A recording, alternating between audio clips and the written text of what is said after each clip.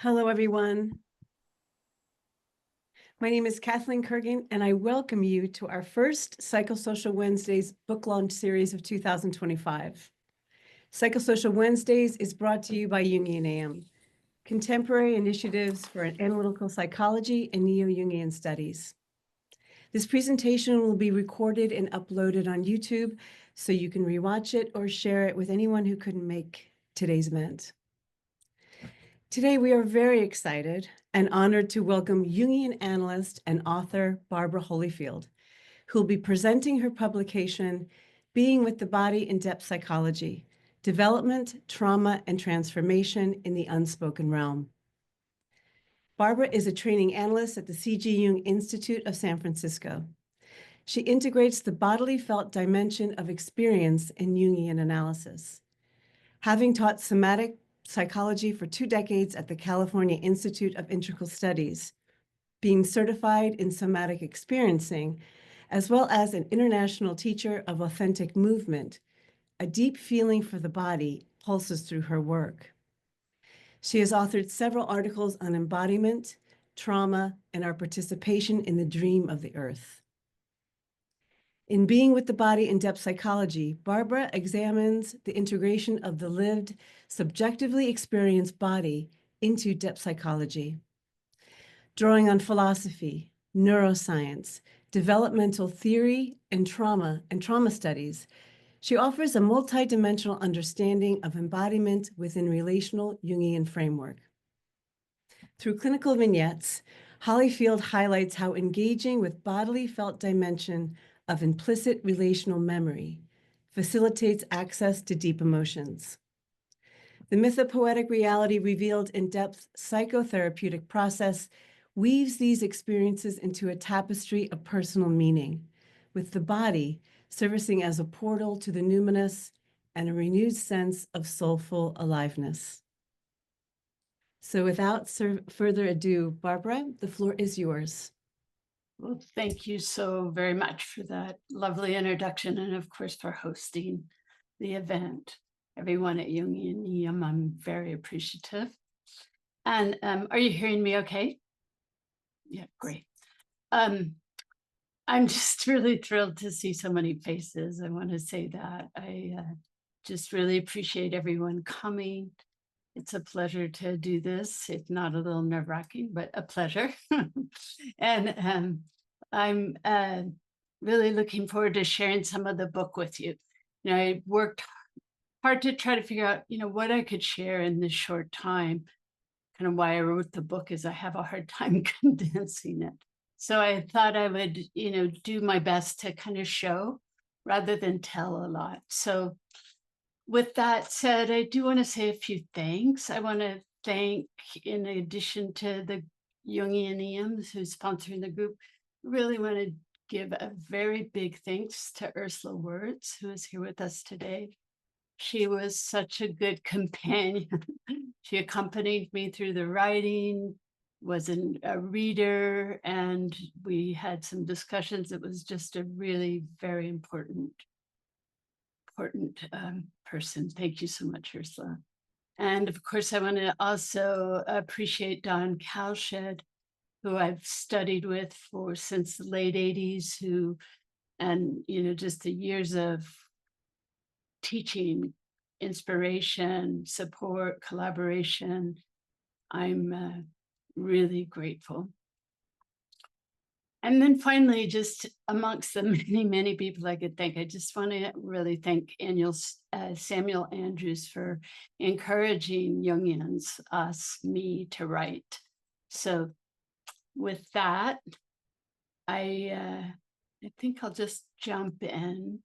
Please stop me if you can't understand or hear me.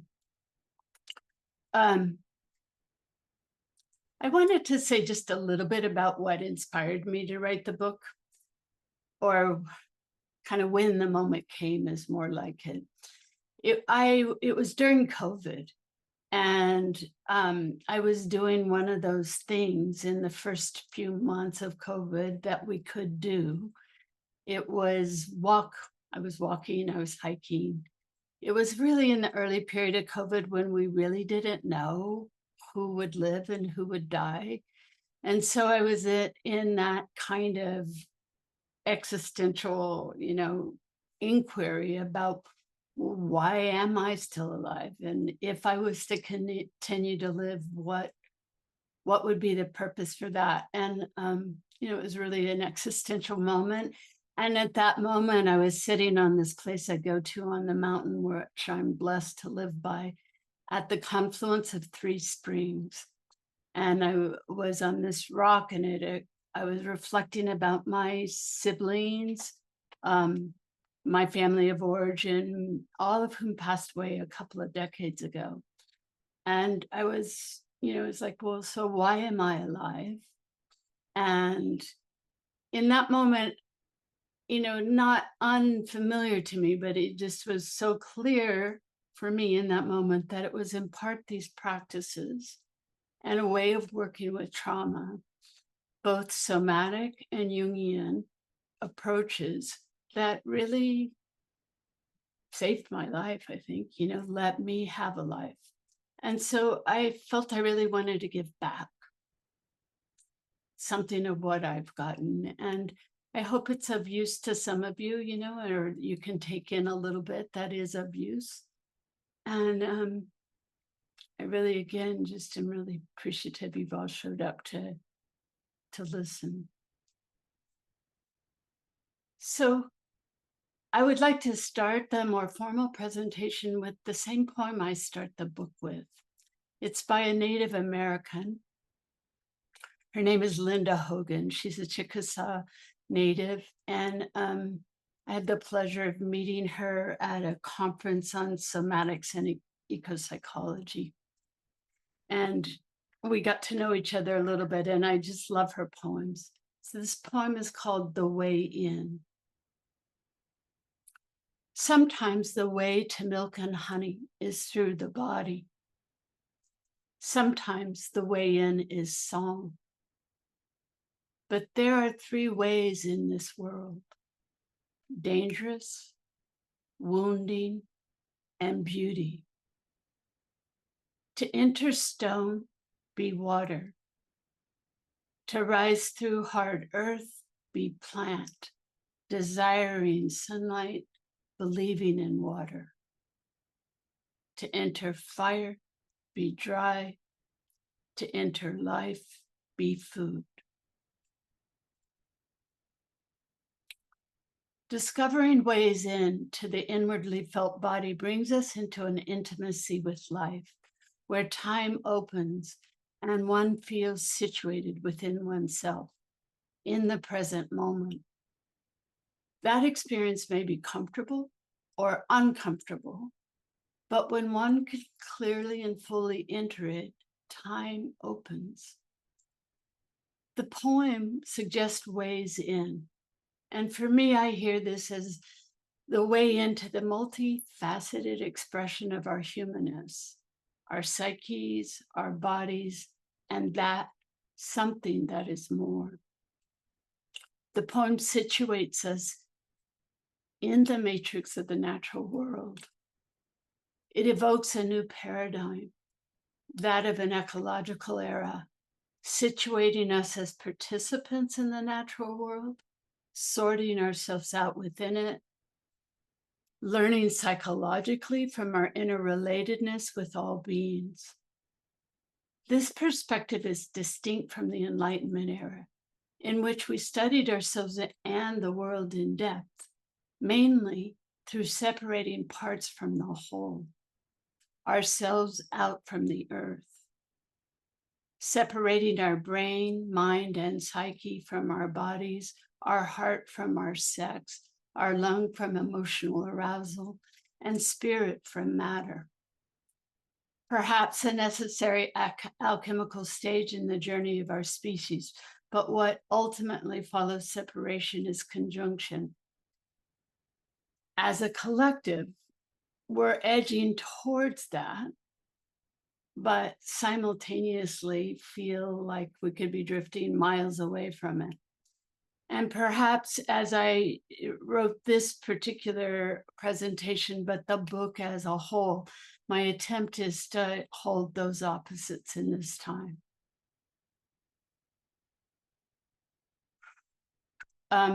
Somehow my language just got switched. Is it still, am I still speaking English? Do you hear? Okay, I got a strange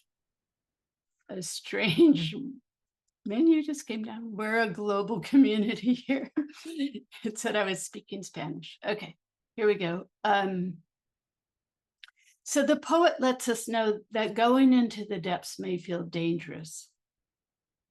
As depth psychologists, we know entering the depths can be dangerous. But not entering them can be dangerous. Being a body can be dangerous, depending on the color of your skin, your gender, your neurology, your diverse way of being, or your size. And if this is so for you, you are maybe likely more aware of the danger and pain and the gifts of those differences, both those gifts seen and unseen. My book focuses on accessing the inner subjective experience of being a bodied self, rather than focusing on the cultural and conceptual pressures that shape identities or the multitude of objective perspectives on the body. There's many people that have written wonderfully about that. I focus on the subjectively experienced body in service of meaning, especially the meaning that arises from direct lived experience within an affect-focused approach to depth psychotherapy. In depth psychology, listening to the body as a direct source of knowledge, of implicit relational knowing, and as the ground of affective life, shifts the emphasis of meaning making away from something primarily derived from language and symbolization. The book explores the many ways into that kind of knowing. Multifaceted sensorial perception is one way into an experience of the body, where inner and outer meet, serving as a gateway to presence, a state that has been close to the divine in many, many cultures. Yet when the body is concealed or omitted from cultural or psychological thinking and discourse, a polarization between the physical and the energetic arises. And I think along with that, access to transformative, ecstatic, and subtle energies of the numinous becomes diminished. Since the book is oriented towards the experience of being with one's own and others' bodied self, rather than only talking about it, and because we're here on, Zoom together, not in a room together, I thought we would just do a tiny bit of an experiential to shift our focus to a more inwardly felt space and to, in some ways, join together as bodied selves in a more purposeful way. So I know this can be a little awkward for some or off-putting for others, but I'm just going to invite you to, follow along as you may want as I guide us in a tiny little experiential. So to start with, you can turn your attention inward. And that can really happen by softening your eyes, or if you're comfortable, closing them. Because there's so much emphasis we put on our visual field that leads us to assessing and thinking and understanding.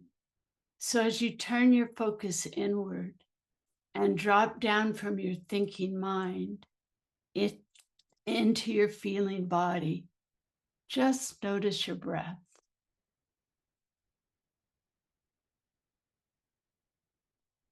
Without trying to change it, just notice it as it is. But particularly notice this sensation, the actual felt experience of breathing. Notice it as it moves in and through you.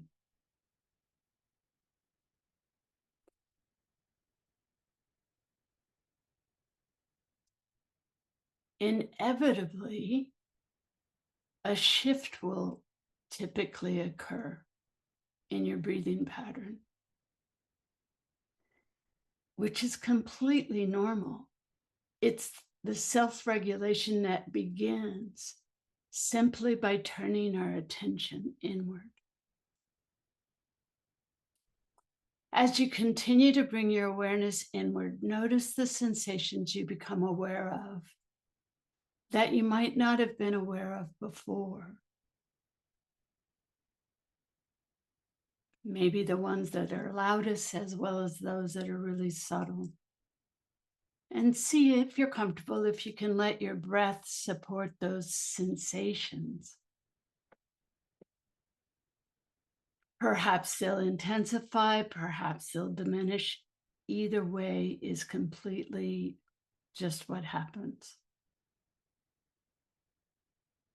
Maybe an image arises, maybe a feeling. Again, just let that happen. And holding that for a minute, I'm going to ask you to now shift yet again. Holding that in your awareness, now purposely shift your attention to your lower belly and bring your breath there. That place 3 finger widths below the navel that the native, like the Chinese called qi, or the dantian, the Japanese hara, the energy situated there as qi, excuse me. For those of us who have wombs, it's just there above the womb.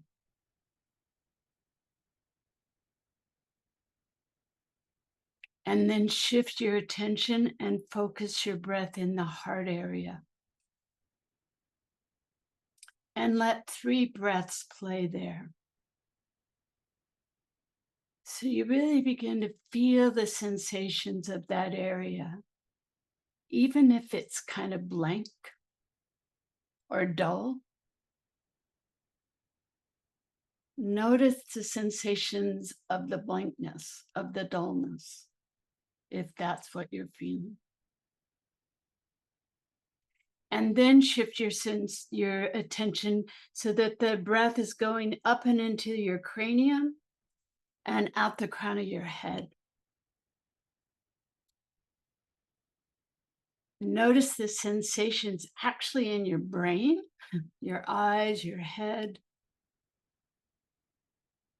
And if your awareness shifts between inner and outer, the crown of your head and what's beyond, that's completely okay. Just let that happen. And then with the next breath, bring your awareness back to your overall felt sense. And just notice what you're feeling now, what your overall felt sense of your body is. And when you're comfortable, open your eyes, but try to keep connected to that inwardly felt sensation.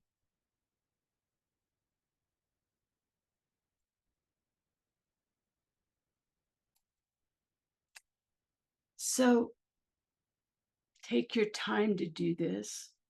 And as you do, I'm going to start talking, and you can listen from that place if you want. Our brain dwells in our body as well as in our head. We tend to think of the brain as located in our head, and this is often the case when we're thinking and talking about psyche. But our brain also dwells in our body. Our body is foundational to psyche.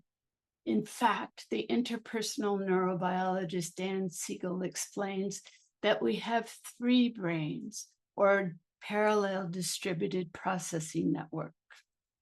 One around the gut, one around the heart, and one in the head.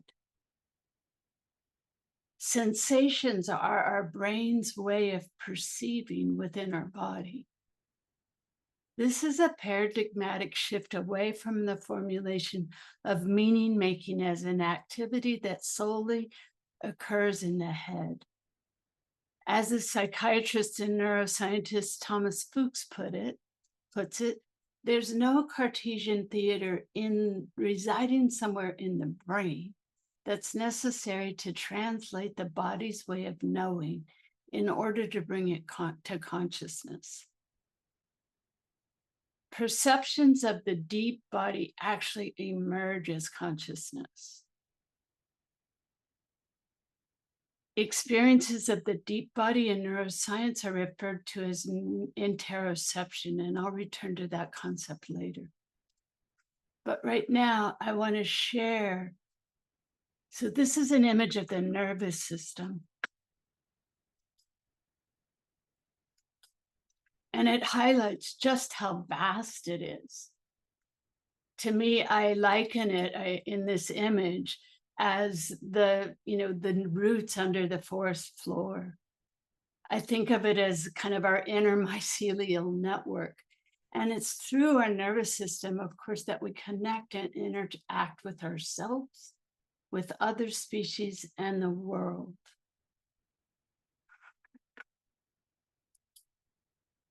This is an image that focuses on the 3 parallel distributed processing networks.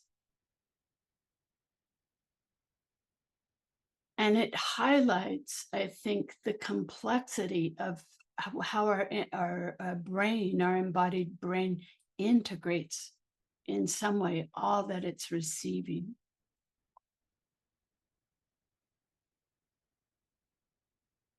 However, the intelligence of our bodies is derived from much more than our nervous system.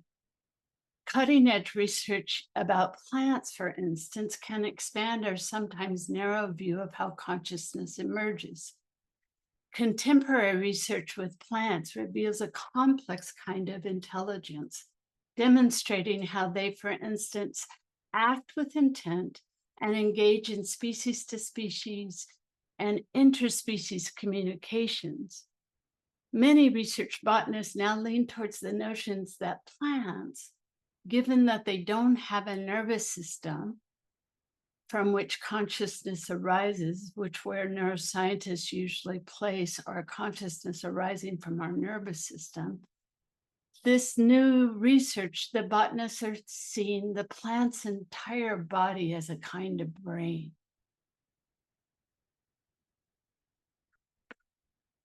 And here is an artistic rendering, I think, of what that gets at.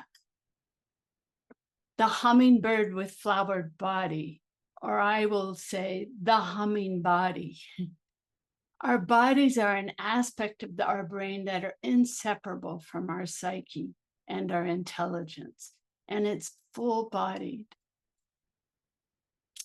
The New York Times recently posted an article about what exercises would benefit one's sexual experience. The lead sentence of the article states, "For your body, sex is just another workout." I was kind of floored, but statements like this exemplify the dismissal of our body's part in experiencing feelings, be it pleasure of connection and love, or disconnection, disdain, or severance. Juxtapose that statement with the poet-songwriter Paul Simon's when he sings, "There's a reason I feel so blessed. My heart still splashes inside my chest. She spins like a top. She cannot stop. She moves on." Or the Native American novelist Louise Erdrich's description of being separated from one's lover as the feeling of one's heart being squeezed as it beats. The embodied expression and experience of connecting, the musicality that plays throughout the body in the sexual encounter, can be far from a workout and much more like music created and danced simultaneously. Heartfelt love and intimacy unfolds in concert with arousal and pleasure throughout the body. The article in the Times exemplifies how often the link between sex and the heart tends to be absented from our public discourse. We hear plenty of examples of the worst effects of that severance and all too many cases of sexual violence. Throughout the book, I focus on what is concealed and what is it revealed when the body is present or missing from our psychological understanding and discourse.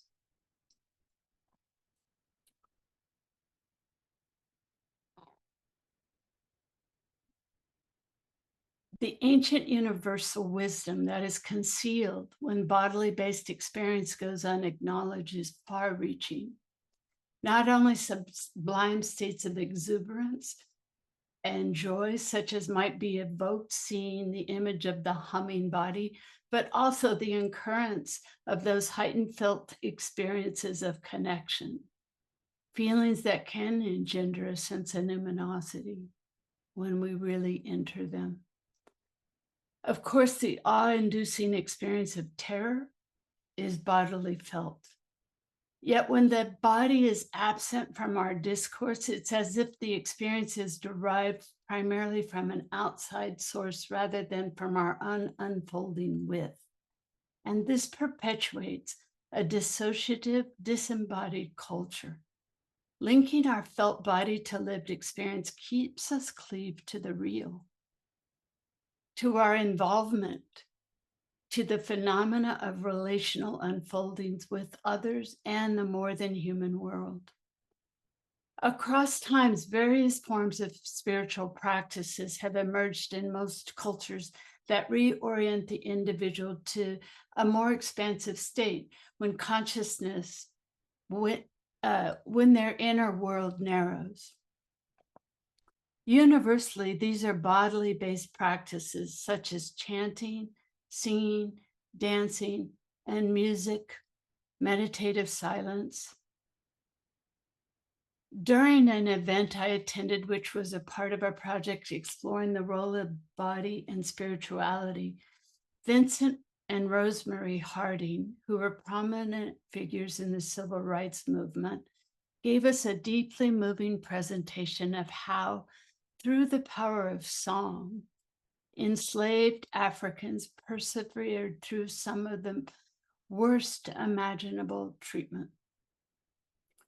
This kind of singing arises from some fathomless depth of the body, something more like we'd probably call soul. Neuroscience teaches us that the act of singing itself mitigates the highly charged neural arousal activated by threat. The words and the meaning of the songs carry hope, courage, and engender fortitude, and remind us that our suffering is not forgotten. We're not alone in the universe, but we're part of something much larger. Such singing is a perfect marriage of embodied felt sense and verbal conceptualization that becomes a transformative medium. This linking to our bodily felt sense could not be more important for so many reasons right now, but one is about the work we're doing to undo the generations of racism. We're increasingly aware that despite our conscious efforts, implicit racial bias is persistent, and it must be addressed at the level of the somatic unconscious. In the book, I discuss a case in which this is so, and I try to speak about my experience about it. I want to talk a little bit more now in this presentation about embodied communicative musicality and its elemental components, forms of vitality. The body is ever present, pulsing, sparkling, seething, receding, disappearing, reaching towards, gripping, freezing, melting, effervescing. Whether one is alone or with another, whether thinking, perceiving, or feeling. Poets and children often seamlessly bring this forth. Naomi Shihab Nye, in her poem, One Boy Told Me, writes, music lives inside my legs. It's coming out when I talk. The musicality of the body speaks pervasively without words. We understand its language, although we may only rarely be aware of everything we hear. Renowned infant researchers Trevarthen and Malik, in their book Communicative Musicality, Exploring the Basis of Human Companionship, focus on the rhythm and sympathy of musical expression in human communication from infancy. They demonstrate that speaking and moving in musical, dance-like ways forms the essential foundation of all forms of communication, even the most refined and technically elaborated. For instance, if I was talking about a graph, you would feel that communication through me, through my body. Recognizing that affect and emotion are lived and remembered in the body, just as we communicated, more like a musical phrase than a single note, is vital for understanding and engaging the body in psychotherapeutic process. Affects imprint in the body in time and continue over time.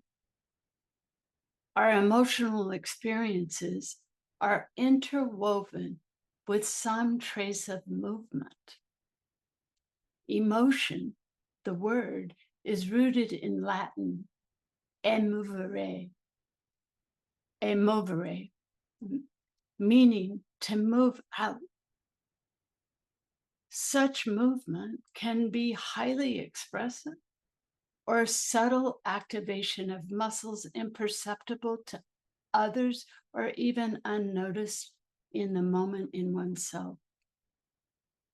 In the consulting room with our patients, the musicality may sometimes seem to have been withdrawn, pulled in, or shut down. Nevertheless, even this represents a type of affective musical phrase, what the infant researcher Daniel Stern calls a form of vitality. So I want to share a short vignette to try to exemplify that with a case, a short vignette of a case with a woman I'll call Roisin. I hope everyone's still with me, can hear me and everything. Okay, so we're shifting gears now, thank you. My analyst and Roisin enters and unusually for her remains silent. It's really unusual. And she's displaying signs of disturbance. Her face is pallid, her mouth is drawn, her cheeks seem fallen and narrowed. She's avoiding direct eye contact. I remember that in the previous session, Roisin had expressed outrage at the behavior of her wife, Elaine. At that time, I recognized by the level of her reactivity that a familiar feeling rooted in her traumatic past had been triggered. However, rather than conveying some empathy, I felt annoyed and impatient with Roisin's collapse of reflective awareness and the concretization of Elaine's limitations. At that time, sitting with my silent agitation, I had more or less aligned with her wife's sentiments, and her wife had told Roisin that she was beginning to feel beaten down and that she was doing the best she could. So now, as I sit with Roisin, I begin to notice that I am feeling a kind of tightness and emptiness in my chest. And it wasn't present before we began this session. I notice it, contain it, but use it as a path of empathic inquiry, saying, I'm not sure, but you seem pretty tight and upset with me. She does not respond. So I go on to say, I've been thinking about our last session together all week. I wonder if my response about your clash with Elaine did not sit well. My attempt at exploring what had previously unfolded between us did not open the analytic space. Roisin shut down even more. Words only seemed to worsen the disconnect, as evidenced by the tense, silent, and stilted body language we were now both experiencing. From that space of shared awkward silence, I tried to pivot. Aligning with her tempo and expression, I vocalized something kind of like a soft grunt in a way that tried to join her. And I asked if she could say a little bit about what she was experiencing inside. Having worked together for some time, she was familiar with that question and knew I was inviting her to go inward to her body and to her inwardly felt experience. And I could see in asking her to do so, she was struggling. Was she going to kind of dig her heels in or become curious? I saw her eyes soften and she turned her attention inward. And as she did, the rigidity in her body, characterized by her head jutting forward slightly, her fixed eyes demanding a response, a posture that to me conveys blame and injustice, all that kind of softened. And she said, I feel this squeezing in of my lower ribs. It's on the right more than the left. There's a pressure around my solar plexus from not inhaling. I echo, oh, on the right, not inhaling. Then she blurts out, it's like that. I just want to get small and not feel. She goes on to describe how, as a child, almost any comment or behavior she made was met with her father's wrath. Grimacing in acknowledgement, I quietly encourage her to stay with the felt sensations a bit more and see what else she is aware of. She looks at me and then quickly away, saying that she'd pretty much hated me all week. Yeah, I respond, I get it. When I sided with your wife, it felt pretty much like that. Like I wiped out your feelings and point of view all in one fell swoop, just as your father did. Nodding, Roisin's eyes water, her posture softens a bit more, and our dialogue does open. In this way, bringing her awareness to the direct experience in her body offered her permission, perhaps in a less shaming way, to be with the model that ensued from having to hold back her anger, hurt, and hate towards me. The model of unformulated experience found shape and contour. My willingness to receive the thrust of her hate and survive, unlike her mother, who would disappear, or her father, who would retaliate with violent, annihilating rage. This opened a feeling of tenderness between us. Working directly with body-based sensations brought our attention to the unfolding movement, and we were again moving along. Inherent to the notion of an embodied mind is that all acts must take on a temporal shape. Without this, the human world is non-recognizable, not incarnated. Intensity, direction, duration, and spatial contour are the forces that course and shift through our bodies and are intrinsic to all movement. This is what Daniel Stern refers to as a form of vitality. Before the why and what and how of an event, or before the why and what of an event, is the how. From a body-based rather than a conceptual perspective.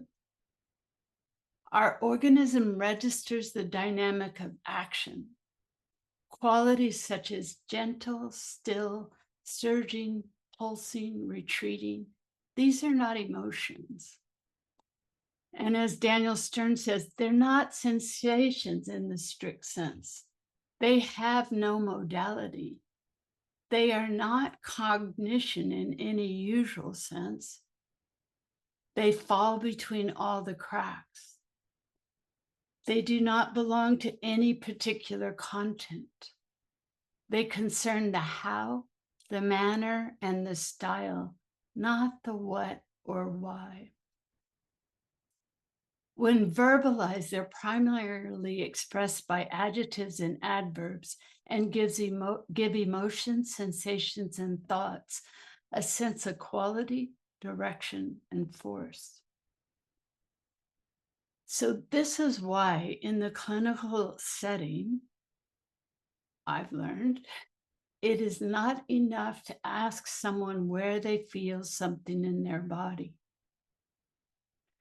When we take the inquiry further, asking someone to stay with the felt awareness in their body by noticing what it's like and what happens next, we're contacting the quality, the contour and movement, and giving them a chance to do so as well. In this way, we contact the form of vitality intrinsic to the moment, even in states of shutdown and dissociation. We have to be very patient in those states, but if we stay with it, like with Roisin, what happened with her, the affective state unfurled through our interaction. And between Roisin and I, the outcome of this was expanded relational capacity. As we loosened the entanglement, there was more room for her, for me, and her partner Elaine to be human, mucking about and making mistakes as we humans do.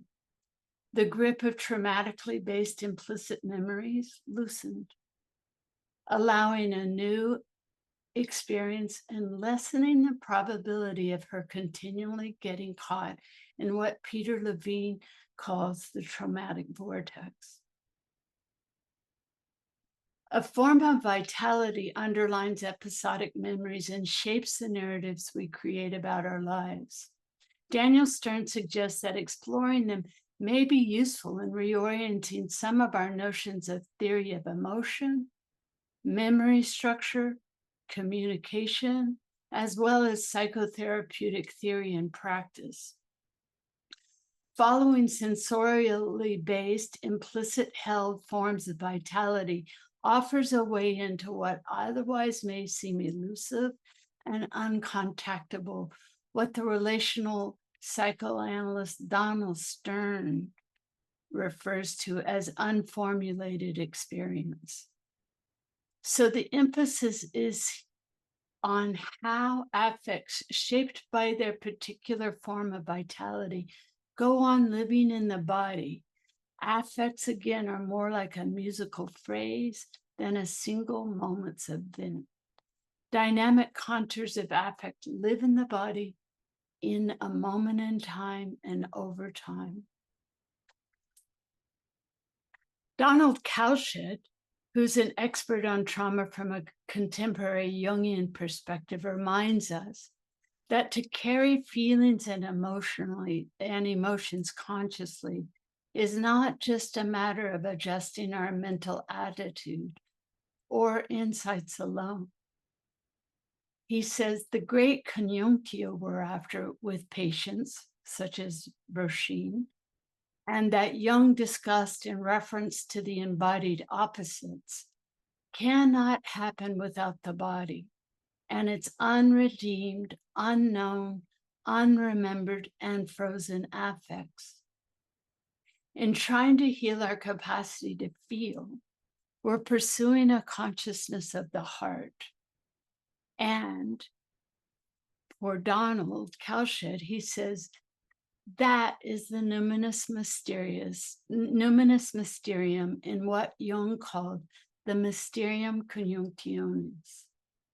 The heart, he says, is the hidden third, and a recovering a heart that can break is how we help ourselves and our patients recover the capacity to feel. And of course, trauma is an injury to the capacity to feel. Roisin and I are touching in on how it is that her heart closes and she loses the capacity to feel when a trauma response is activated. Returning to the vignette, Roisin and I go on to explore how when she fixates on analyzing and criticizing her wife's behavior, she abandons herself. Her feelings and her feelings and needs are left out of the interaction. This starts to click in, and she tells me she knows that when her abandonment wound is triggered, rage comes forth. And she's starting to get that when that happens, just below that is this intense longing for connection. Roisin has worked really hard to get through the layers of traumatic activation, chaos, and dissociation that have colored her life since infancy. Linking these tender needs under the rage is important and meaningful. In the last decade, research has revealed the profound significance of the body in our work with those who have suffered trauma. It's expanding our ability to connect with that layer of memory where traumatic events and the psychic agonies induced by them are imprinted in a person's body. These memories then accrue archetypal elements that paradoxically protect the core self while inhibiting the psyche's thrust towards wholeness, like the archetypal rage that can keep Roisin from being able to touch her tender emotions. That rage keeps her locked into traumatically based reactive emotions. My book is largely about trauma. New research in neuroscience points to interoception as the source of our primal sense of being alive. Interoception is the experience of our heart beating, blood pulsing, breath moving, the feeling of heat or cold, hormonal surges such as adrenaline that's released when we're threatened. These experiences of the deep body. And it's these primal sensorial experiences that inform us that what we feel is ours alone. Recent trauma research reveals that fundamental change occurs at this layer. For Roisin, reclaiming her capacity to breathe and feel the uninterrupted force of her vital energy has been foundational to her healing from what I would say is profound dissociation. Cowshed has suggested that trauma interrupts the transcendent function. However, clinically, what becomes apparent once the realm of bodily felt implicit memory is contacted is that the creative unconscious has an uncanny capacity to further illuminate the territory. As those of us who work with dreams know, dreams often speak what has been unspeakable. One aspect of this is that they can flesh out and link affective states to memories as they find symbolic expression through image and language. That is what unfolded in this dream I want to share with you that Roisin had following the session I just recounted. This is how Roisin recounted the dream to me. I see my parents in an open field. There is space between us. I can feel that I'm separate from them. She goes on to tell me that this was the field that appeared in a previous dream we had discussed. And in that dream, a devastating loss she had experienced had been sacralized and transformed. It was a pivotal dream. And as we explore this dream, Roisin tells me that the field is different this time. In a quiet, pausing way, she says, there's more space. Her voice and vivid, moist eyes express the heightened feeling of a sense of transformation that she felt in this dream too, and is now trying to convey. She lets me know she's breathing more freely, that she no longer feels that terrible familiar weight that bears down on her chest. That liberation is what carries a numinous quality. We're both now in that heightened affective field, and I encourage her to linger in the silent spaciousness. She describes a tingling that flows from her chest down through her legs. There's a sense of poignancy and liberation simultaneously. Again, she tells me the same sentence. She feels separate from her parents. And we both understand that what she means is she feels separate from the sticky, tenacious history of agony, how those residues of trauma that sometimes suffocate her sense of self and literally her capacity to breathe in this moment no longer hold dominance. When the nonverbal sense of the numinous is sensorially felt within and allowed to linger, a renewed sense of soulful aliveness can emerge. New neural pathways are laid, allowing that potential to continue to be accessed. When a somatic and a Jungian approach come together in this way, I believe it furthers the field of working with trauma. Somatic work is woven into a tapestry of personal meaning, while Jungian work deepens its roots in the bodily felt dimensions of symbols, affects, and core memories that shape our relationships with ourselves, others in the world. The transformative process goes beyond relief of symptoms and beyond symbolization through language. The body is not relinquished in lieu of language and symbolization. Rather, the vibrant aliveness of the body is valued. Wisdom traditions have referred to the numinosity Roisin experienced in her body in many ways, such as ki, kundalini, though titrated here, thank goodness, the body of bliss, and the subtle body, to name just a few. So just in closing, I want to say that throughout the book, I present many vignettes and a few in-depth cases to try to further illustrate this. And of course, I go into much more detail about trauma responses and how to work with that in the body, as well as the intermingling of the dream world. But I also delve into the powerful bodily felt countertransferential forces the therapist encounters when working with trauma. I discuss interaffectivity, or the bodily basis of the heightened field of we-centric space that can become highly activated between ourselves and others, particularly in the contained and focused space of the therapeutic dyad, and in bodily-based work with groups, like the practice that some of you all, I think, are probably aware of, known as authentic movement. And as a matter of fact, I dedicated an entire chapter to that practice.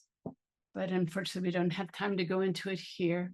So with that, I just want to bring a close to what I wanted to say. And I'm very, very anxious and interested to hear from you all and see if there's any comments or questions. Thank you, Barbara, for such a rich and heartfelt presentation. I would like to open up the floor for questions, so please raise your digital hand, or you can place your question in the chat.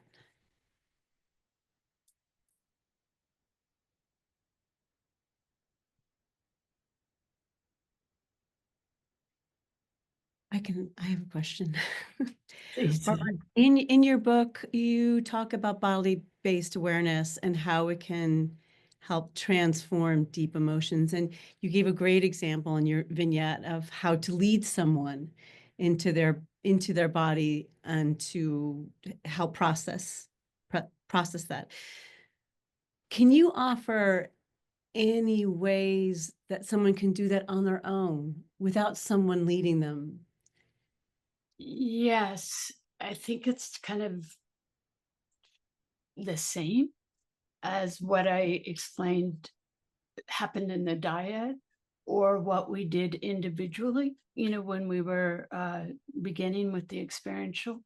But it just takes a kind of patience we don't always have, to stay with subtle sensations and to listen to them and value them and let them continue to show themselves, really.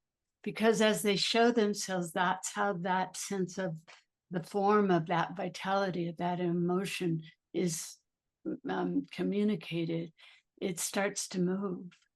It starts to change. And the more we stay with it, sometimes it'll give us an exaggerated sense of what's actually going on, like a heaviness, that's just pulling me inward, that and bringing me down and gives me cues, and like if I stay with that felt sense, it's like, oh, I remember, when I had felt pulled down like that. And it will start to give me a sense of the origin of that feeling that then can help me with the contemporary dilemma going on usually in my life. It's that kind of following. If you're in a highly activated traumatic place and you don't have a lot of experience of doing it yourself, I really, it's always better to be with someone. Something happens, it's just not possible by yourself. But alone, so much can happen too. I hope that gets at your question. Yeah, it does. I keep on thinking there's a lot of body-based therapy out there now. And if you could talk more about what the Jungian aspect brings to that, because it does keep you somewhat contained. Of course, there's healing that happens, but can you talk more about what Jung's work brings to trauma release in the body? Well, all of us who are Jungians, know that release happens whether or not you're working with the bodies directly. In its best, when we're, landed in our experience, our organisms unfold. But there are times when, and dreams just add so much to kind of how I try to put it, to um, going deeper into things or getting us nearer things. But there are times, I think, when certain levels of trauma, of activation, they happen below, they're nonverbal, and they happen precognitively and pre-affectively. We don't think, oh, I'm going to shut down now, or we don't think, I'm going to punch you in the face, I'm so angry. We just feel it rise up. And it's only, later, sometimes moments later, that we can kind of reflect on it. But it happens in the body first. And often, and that's what the new neuroscience really shows us. So sometimes reflecting on emotion or reflecting on image or reflecting in an interaction can be more conceptual than that experience. It's when we drop down, and affects aren't necessarily conceptual, but again, these things are pre-affective. So when we drop down into the felt body, sometimes we can work with that layer of activation such that the emotions we haven't been able to feel because we're that activated start to be able to be available. So that's one aspect. Then what the dream world brings in, and just the kind of elucidation of our own personal narrative, is what somatic work alone typically doesn't do in the fullness that Jungian work does. Thank you. Thank you. Anyone else?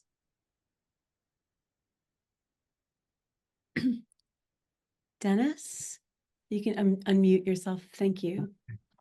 I'm sorry I came in late. I'd had a doctor's appointment and I didn't want to miss this. Following up on what you just said, and the way Jung described active imagination, like he would feel depressed or anxious or something. And then he said as soon as he had an image, he could work with it and interact with it. Would you imagine then that those images that he worked with would be rooted in the body? And that's a very valid way of kind of getting into the body and transforming the relationship. Yes and no. Yes, I think sometimes it does exactly that. Exactly that. And no, in that sometimes, kind of as I said, if we get carried into the image, it can take us away from those really difficult to feel bodily activations. Once we get at them, then images often unfold. And it can go vice versa. There's no, set way this happens, except for when we're first activated. But, it can go both ways. But that's what I think this has to add to that, especially staying cleaved to affect, because affect can get at to it even more so sometimes than image. Thank you. They're all in the limbic system, right? And it's working around in that part of the brain, but there's just this something else that's in a deeper kind of brainstem area. Thank you, Dennis. Anyone else? Yes. Hi. Wonderful presentation, Barbara. I just loved everything about it. I'm curious about if you've come upon, working with trauma, phobias about the body. So it's the resistances in extreme, very early trauma that I work a lot with.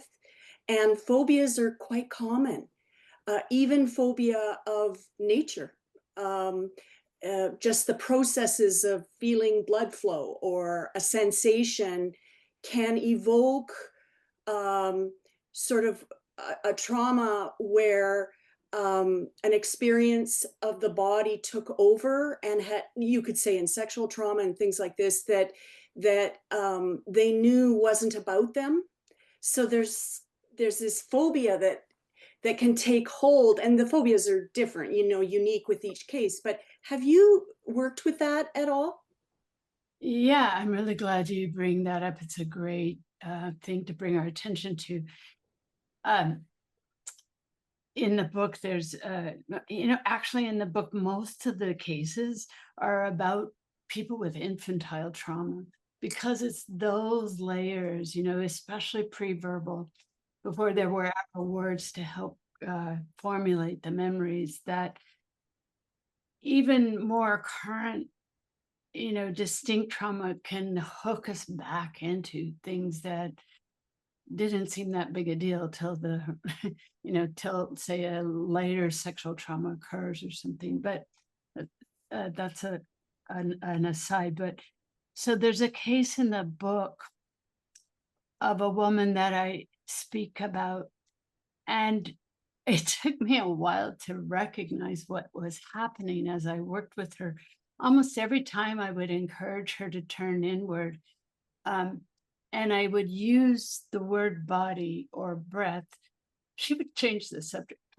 It wasn't like she would be outwardly frightened, but the pace would, quicken. And she's very, very, very verbal person, very much wanting to do the work.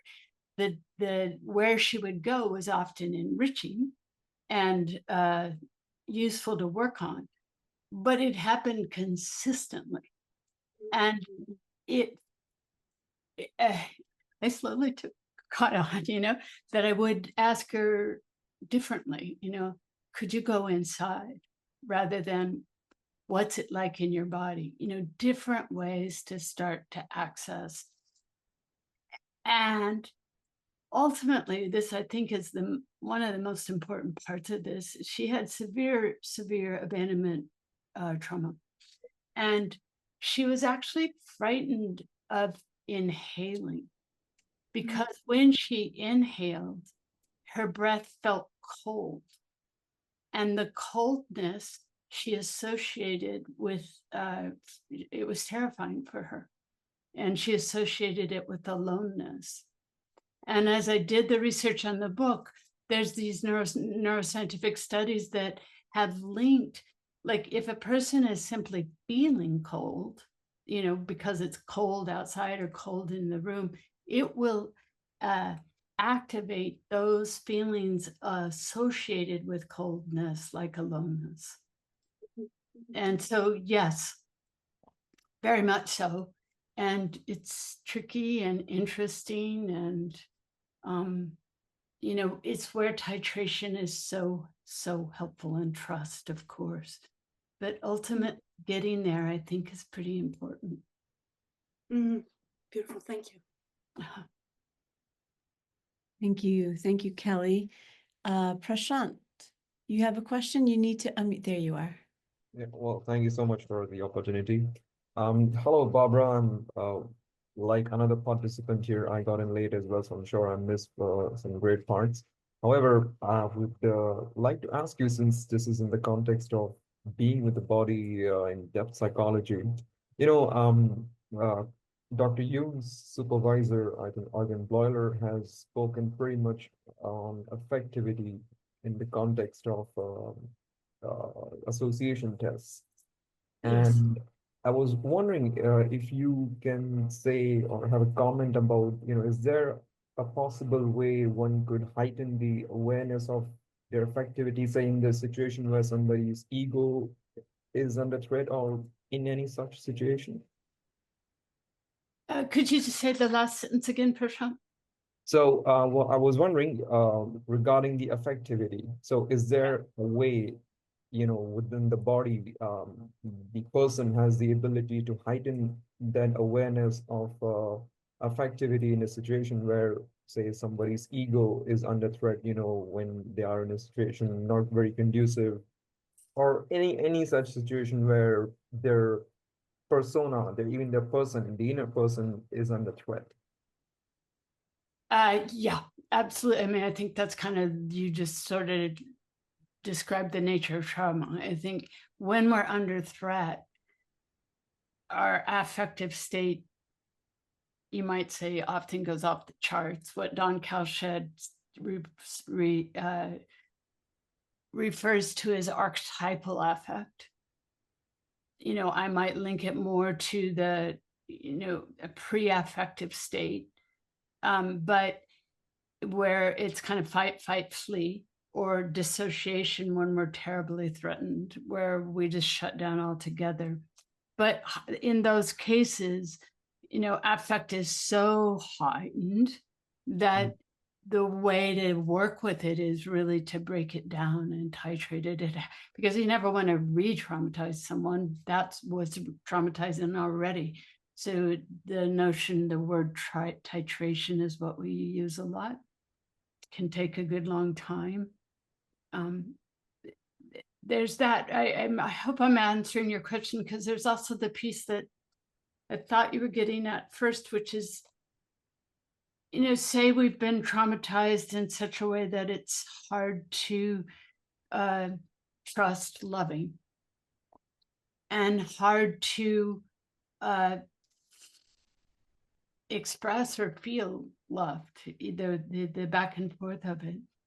And this is where, working really slowly with sensations can help a person enter into those affective states that you could say, are kind of gun shy of, that they've been frightening and they've been too much and they're just unfamiliar. They're so frightening, or they've been so scary.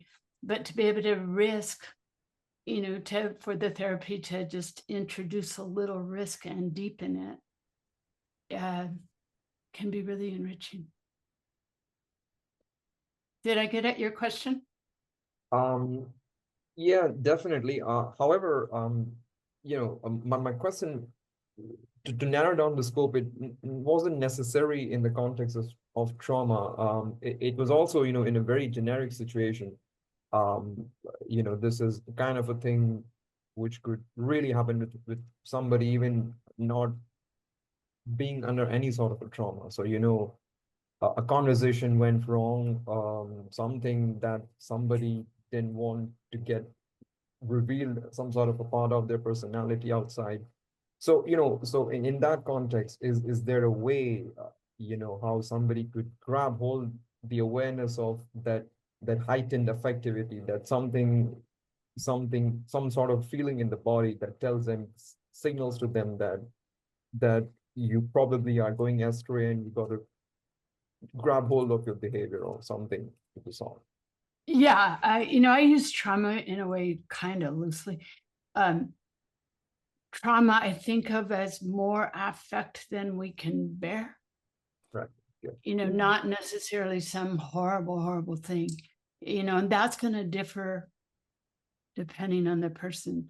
So a narcissistic injury that I, feel because you've said something to me that, leaves me feeling unseen or slighted in some way or misunderstood, could indeed induce, something like a mini or a major, reactivity. The degree may be lessened, but maybe what you're describing, that where the activation starts, ramping up, probably we use those categories of fight, and flee to specifically to trauma. I think they can happen anytime, that we're threatened, even if it's not completely overwhelming. And learning how to do just what you've said, attend to the sensations of the affect, I personally find for myself and with people I work with Mhm. extremely helpful in bringing us back to what, what Porges would say, describe as the social engagement system, back to a place where we can reflect and talk and discuss and not cause a lot of trouble. Well, each thank you for your response, Barbara. Yeah. Mhm. Thank you, Prashant. We have time for a few more questions. Anyone else? Dennis? Well, I love using the Chinese Book of Wisdom, the I Ching, and with reference to something you said today, it made me think about hexagram 16 and Wilhelm under the image. We're talking about the release that's felt after a thunderstorm comes through. And it says, joy and relief make themselves felt. So too, music has power to ease tension within the heart and to loosen the grip of obscure emotions. The enthusiasm of the heart expresses itself involuntarily in a burst of song, in dance, and rhythmic movement of the body. From memorable times, the inspiring effect of the invisible sound that moves all hearts and draws them together has mystified mankind. So my question, and I think years ago I worked with a woman who done a lot of body work and was very deeply engaged with classical music. And while she was doing her attunement, she called it, she would pick back then it was cassettes, particular pieces of music to help like move through, get into the body stuff and move through it. So I'm wondering if you use music in any way or just your thoughts about the music. Dennis, I don't know if you were able to be in the part of the presentation when I talked about communicative musicality. Oh, no. And that is the basis of human companionship, starting from Oh. infancy. So I love that you brought that in. It's like icing on the cake. It really captures in such beautiful language that what I was talking about early in the presentation as the very basis of bodily felt communication before words is that. And as to whether I use music, I don't typically, unless someone brings it in.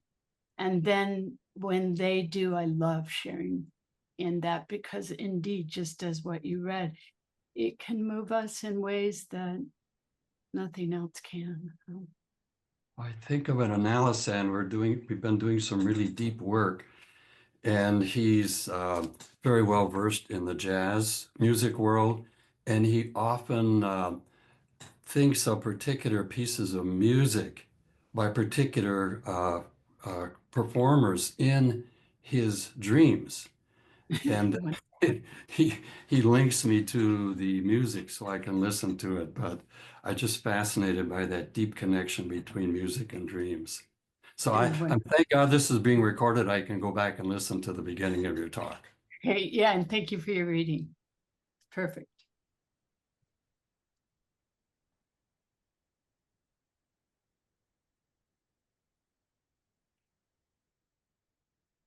Anyone else? I think we can take one more question.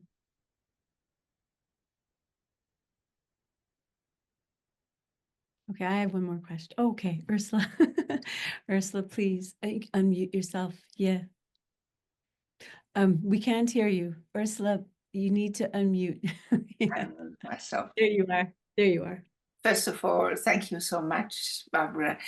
But following up on the question of music, I often work with music with people who have not yet found their own voice, who felt it extremely difficult to talk about their experiences. And so I would invite them then to bring music with which they could identify, music that would speak to their heart. And like working with refugees or with people who have been tortured, it is very common practice to invite them to bring music of their own country as a part that has formed their identity, so that when they present themselves in a group and cannot yet speak, they introduce themselves with music. This just as a comment to Mary. Thank you. It's very moving. And when you began speaking, I imagined the work you do with people who have experienced torture, political torture, and that's such a beautiful example of that very thing, the musicality of our communication. And, you know, to listen to it is so evocative. I love the way you talked about it, the way it can bring us forth. You know, I think that's very similar probably to the movement work. You know, for those of us here who practice movement, even if there is no music, often a group of people moving together with eyes closed will start to attune and train, you know, what I call interaffectivity. The field gets heightened and we sense this kind of, you know, a kind of shared feeling states that loan themselves to movement. People will start moving in similar, you know, unchoreographed, exacting ways, or ways that respond with eyes completely closed, or songs arise, often sounds arise. It's so very similar and so important, I think, in cultures other than ours. We're such a highly conceptual culture. Yeah. So I'm really glad you brought that up, because I think the whole value of working with the body in terms of the Jungian sort of vision about a more psychosocial context, you know, and what we're dealing with in our world right now, that you know, I can't help but think that trauma is at the basis of so much of our inability to communicate with each other, and of the, you know, the activation and the blaming and the shutting down and the, you know, there's just, it cuts off any real communication. And to be able to work in this way, it's often, interestingly enough, for people who are not drawn to psychotherapy because of the words, it goes, and because it can feel shaming to address what happens in the body as a more biological response. That can often get under the shame and not feel as shaming to people as having to talk about their experience.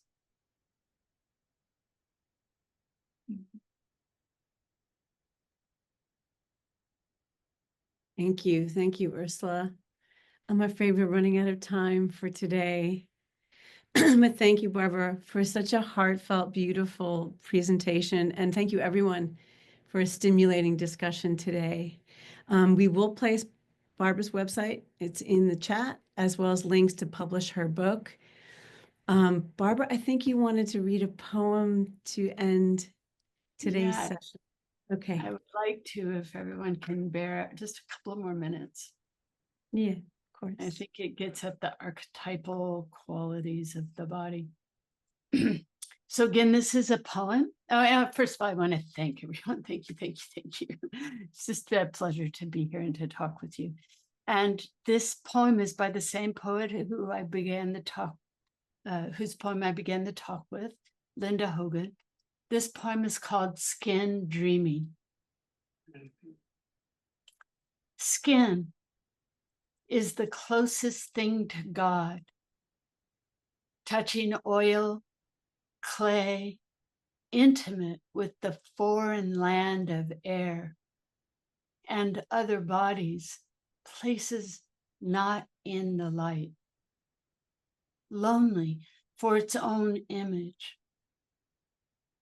It is awash in its own light. It wants to swim and surface from the red curve of the sea, open all its eyes. Skin is the oldest thing. It remembers when it was the cold builder of fire, when darkness was the circle around it, when there were eyes shining in the night, a breaking twig, and it rises in fear. A primitive lord on new bones. I tell you, it is old. It heals and is sometimes merciful. It is water. It has fallen through ancestral hands. It is the bearer of vanished forest. Fallen through teeth and jaws of earth, where we were once other visions and creations.